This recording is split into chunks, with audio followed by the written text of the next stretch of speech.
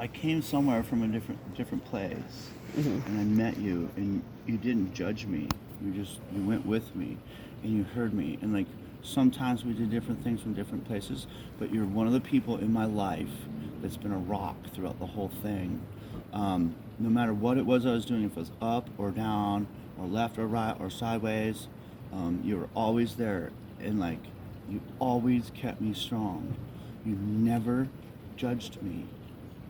You always were just there for me.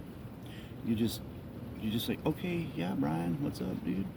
Right on, man. Like, let's do it. Whatever your fucking thing is, whatever your fucking steez is, it's all good. And like sometimes, like, I don't know if I was in the best place at all times, but you never judged that, and you've always been there throughout. 7 years I've been in this town. I've known you for 5 of them, and you're one of the few people in my life that I could say that like I could look back on this experience and be like, Courtney was one of those people that was always there unconditionally. To be able to love unconditionally is a really heavy burden. You can't just, you know what I mean? That means you want nothing in return. That means you have no ulterior motives. It means you love unconditionally. And you're one of the people in my life that has loved me unconditionally. And for that, I will be eternally grateful. Thank you. I don't know if I could ever say that I made it through what I made it through, doing what I had to do and where I had to go. I don't know if I could have made it without somebody like you in my life throughout the whole thing, loving me unconditionally. You know, no judgment, no guilt, no shame. It is what it is, Brian. You just do your thing. You just do your thing. And if I say something stupid, you'd make a joke about it. Like, oh, hey, that's funny, and you'd make it positive, you know, like. And if I try to get negative, you'd turn it into something positive. So, I mean, oh my gosh, like, I want to sit and wallow in my fucking muck and mire, and you'd be like, yeah, blah blah blah blah blah, muck and mire, that's funny. Because I'm sitting and wallowing in my fucking shit. How can I do that while fucking... It's actually the Spirit of God. Jesus went to the well for a reason. Jesus built his foundation on a rock. That rock was the bottom of humanity. Those that need it the most will receive it. So it's the ones that are persecuted, it's the ones that suffer, it's the ones that don't have maybe what they need. It's the ones that, the way I see it is this: we're climbing this mountain together. If I'm above you and I reach my hand out and you grab my hand and I get you up there, it doesn't mean I'm better than you. It means like, holy crap, because there's going to be another thing up the mountain where I'll be the one behind you and you reach out to me, and then I'll be needing the help, you know? It's not heaven, it's not hell, it's us helping each other. And I feel like maybe I should stop smoking a cigarette. It's literally why Jesus went to the well. Jesus didn't go to like the rich people. He didn't go to the people that were fully protected or wonderfully taken care of. Jesus went right to the rock bottom. So did Siddhartha. Yeah. Buddha. Jesus, that's the same. It's the same story. Jesus even talked about Siddhartha. Jesus he's like, I've been here in all things and all times and all places, like, in every so often I will come back. All of us are born again. So, like, where do we go when it comes time for saving people? To the people that don't need to be saved? To the people that need to be saved? You know? The women, the children. Oh, that sounded kind of racist. Or sexist. Both. Or a lack of equality. Yes. Now it's about women and children. No, now it's about everyone being seen as an equal human being. I caught her eye. She looks like a typical seaside kid to me. She just doesn't know The it tongue was doing a...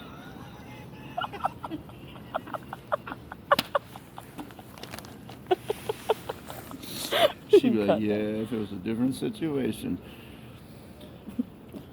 So Jesus went to the well, yeah? Yep. Because you're right, but Jesus went to the well and he built his rock. He started his ministry. And my spirit guide has always been a woman. It's always been this feminine presence that comes to me and talks to me and tells me how I do it and where I need to go from there. So like the weird thing for me living in this masculine dominant world is that like, it's crazy, you guys, I get it, and gals, right? But the thing is that it's always been a woman that comes to me. Like if I'm in really deep distress or peril, who do I go to? I go to my mother. If I want to fight a war, if I need to do, if I need to do some swinging or I need to learn my masculinity, I go to dad and be like, hey bro, I need to do this. When I'm really hurting, when I'm really feeling spiritually lacking, it's always a feminine presence that comes. Yeah. And I think that's the balance of masculine and feminine is understanding both of those things. Yeah, I could pull a sword out of a rock and fight some people or do some crazy stuff or cut someone's head off, but that's not what we need right now. We need that feminine presence, that I love you presence, that like it's gonna be okay. Because you got How do I do that for myself? spirit, only the spirit. Well, the ocean does a good job.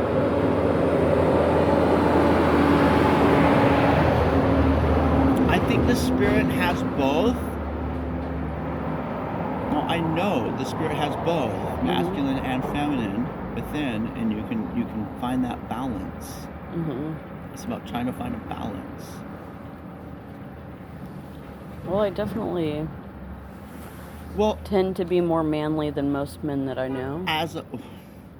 you should meet my friend Brittany. Okay. She's like I have met as Brittany. tall as me. Okay. And she's just like always just like I'm always surrounded by men. And they're always a bunch of dicks. I'm like, I swear to God, Brian Young, watch this. Within 3 minutes, someone's gonna bring up their dick. And I'm like, oh, it's not that bad. Sure enough, within 3 minutes, someone's like, dick. And like now I just see people conversating and just like dick. Pleasure tools, waste releasers, vitamin spewers. There's more zinc. And Are we pumpkin still seeds. recording? Yeah. There's more zinc in a cum load than anything else on the planet. That's why it's an energizing antidepressant, huh? Yeah. That zinc is the one thing that your brain gets depleted of.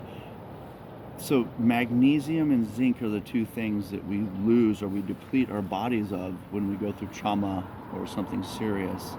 Our brain immediately goes to the fight or flight mode, and it takes all that energy to stay alive, and then you do it and you're alive. But what happens is you become depressed after that because you're lacking zinc and magnesium. And where does meth come into play? Oh, Hitler, Okay. the occult. So for women, generally speaking, German people are more likely to use meth than non-German people. white people. German. White people. Not all white people are German. Germanic. Not all white people are German. No, but it goes back to like the beginning. My dad's dad is German. It's white people that deplete The world of fucking in wonder. general. We just killed off all the Aborigines in Australia. They're gone. There's no more Aborigines. That's why they burn it down. I was ashamed to be white when I was fucking in second grade after hearing about the Native Americans. I'm translucent. I blend in with the forest, and anytime, like when I go to the needle exchange, and that's what I was gonna say about you. What? Is that every single person I meet on the planet, or at least in Seaside, oh, Courtney? She's like, I've never heard anyone say anything anywhere near or close to bad about you. Like it's always just like, it's like people's eyes light up. Like, oh, Shoeberry. Oh, you mean Shoeberry? Courtney, yeah. Like, she's in love with everybody. I'm like, I know. I have a buzz too right now just saying her name. For real. Like Now you got- that's now you people gotta- that now that's you gotta- people that I don't even know. Now you got to bring up my name to the cops and see what their reaction is. Because I got to get an inside view of what their reaction to me is. So if we keep calling cops, Well, they'll be cops. they Here's are the thing. cops. Those cops are fathers, husbands, Well, I know who they are. soldiers. I'll tell you. I men, know. I coaches. could name them all off right now. Can you introduce me to Hot Cop? Oya? Oh yeah? Or Corpola? No Field. I saw him with the shirt off recently, and damn, he No, was pretty fucking hot. The girl, Hot Vaughn? Cop. Oh, there's a new state trooper that parks out in front of the 26 junction there, and Is he a male with no, it's really? she. It's a she. Okay, she's been a state trooper for a while. She's hot. She's married to the guy with the really blue eyes. He pulled me Oh, over. then I can't look at her like that. Or you just include him into it. Cool. Because yeah. I was feeling so guilty about having fantasies about I'll wear the Oya. gimp suit. And so I started having fantasies about Oya You and guys his can wife whip me if and you his want. wife. Just to make it fucking not so bad. Isn't that funny? You have to include. The Fair see, enough. that's because I've had some pretty good fantasies about Oya, and then I started feeling guilty because he's married, and I want to be respectful to his wife and family, and so I just started including her in them. I don't know if I'll ever tell him that though. Or have the opportunity. Oh no, I have opportunities. I could tell him right now. No, it means a lot to me to say this to you. But especially if I actually do what I'm about to do. You need to know that in Seaside, I came here to get my ass kicked. I was a golden god in Colorado, man. Everyone gave me everything I wanted. I'm a motherfucking skier. I'm such a good skier that people literally like kind of worship me. And it got to this point where I was like, yeah, there's something I'm missing. Humbling. Yeah, oh man, my life is a lesson in humility. I know. And I was like, fuck it, maybe I'll just move up to Northwest where my parents are from and go to Seaside, not tell my parents, and just get my ass kicked. That's what I need. I need a good ass kicking. And I did. And here's the thing, within 3 fucking months of being here, 7 years ago, I got my ass kicked. Alicia a lot. Lowenberg. Like, stole my bikes, told me to fuck off, kicked me out of bars. I was like, whoa, I'm in a good mood. Like, you must be on some kind of drug. I'm like, if this is what drugs is, all right, what the fuck you guys with your drugs and your shit and your stuff and things? Okay, here's the thing. I didn't know anybody here. It was you and Solar that fucking kind of put me under the wing and were like, yo, dude, it's cool, it's cool, it's cool. And Jake was like, dude, let's just You met Jake Solar? Yeah. He was like, dude, let's just get you really fucked up and take you out to the fucking cove, let you fucking surf. It wasn't Zach Solar, it was Jake? All of them, and then Oh yeah, you were around for when he died? yeah. Fuck. Man, his... He died in a car accident thing, right? No, he overdosed on heroin. Oh, they told everybody. It was like, yeah. Did you go to his memorial? Where it was so big it couldn't fit the church, and then we all moved it to the Broadway Park?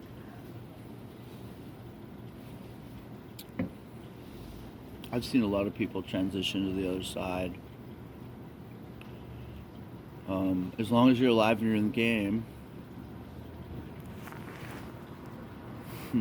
That took a fucking turn. Now we have to work on that. What? It was the people in town that were the realists that kept it real for me. They didn't ask questions, they didn't judge, they weren't asking for anything from me. They were just like, oh, you're on a journey, let's help you out. And you're one of those people in my life that like just, I think maybe saw through all the weirdness and just allowed me to be me and figure out myself. And that means so much. That's something that like even a God cannot lay claim to. Like even as a God in my own right, if it wasn't for people like you in this town that helped me do what I needed to do? What if I am transitioning to a different level? What if something else is happening? What if I needed exactly what you did for me, which was basically just love me unconditionally? Like that's what we're looking for here, right? Like, okay, have we made it? Do you, not even do you love me, you know, because do you love me would be one thing. What if it was just like, I'm gonna love you unconditionally, even if you're fucked off? And you did it. And Jeff Thompson did it. You did it. Solers did it. And then also like, I guess I gotta say too, like,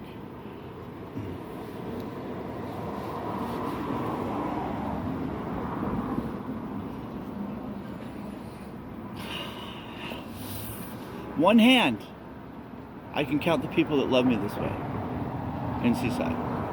And I hate to say that. I was hoping for more. Really, I was. One hand, I can count the people that did this for me. Well, that's a lot of people in one town, though. Seaside's One, small. 2, 3, 4, 5. Seaside's small. Yeah, no, you guys are real. You're the realest. It's the realest place I've been to. It's like Seaside's like the bow of the boat, and all the rats are running to the bow of the boat as the boat's sinking. Slee side.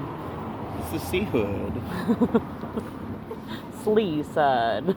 Okay. I'm the righteous of the Slee. High time you left the seagulls and come flow with the eagles. Hey, no. You gotta feed the seagulls so they don't poop on you.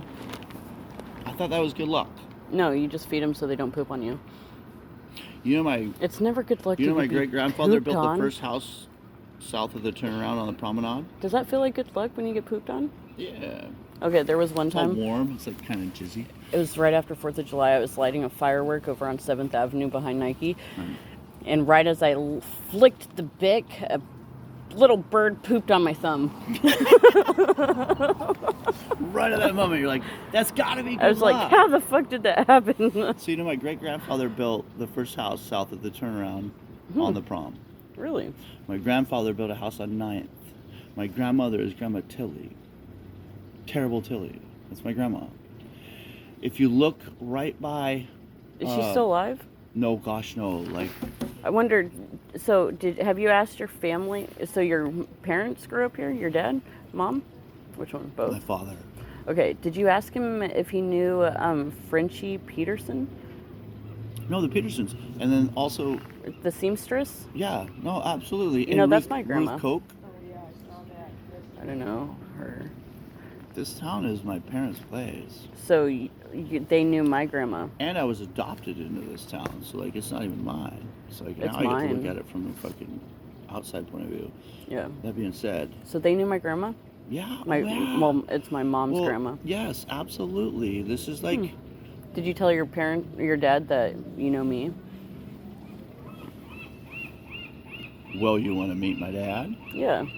Cool, because the comet's about to be visible in the night sky, and he's going to take a telescope down to a fucking cove. Fuck yeah. And he's going to show everybody the comet through his telescope, which is not necessary because last night I stayed up all night, and the night before I stayed up all night. I know, it was- but it was all overcast, and I was looking for Yeah. you for maybe I an know, hour. I know.